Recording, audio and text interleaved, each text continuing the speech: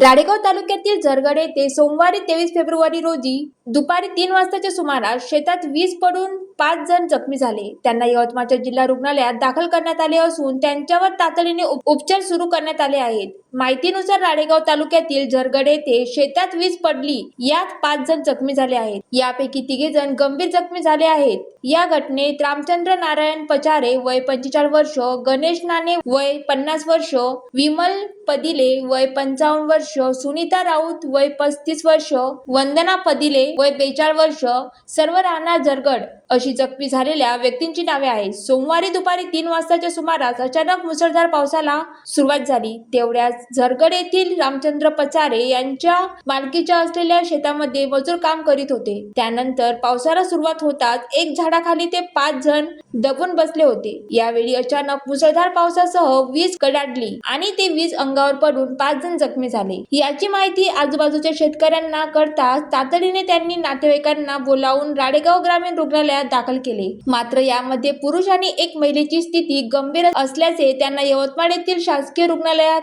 दाखल करण्यात आले आहे. दरम्यान या घटनेची माहिती समजताच याबाबत प्रशासनाकडून योग्य ती कार्यवाही तातडीने सुरू करण्यात आली आहे. ज्वालादीप न्यूज साठी नरेश राऊत, यवतमाळ.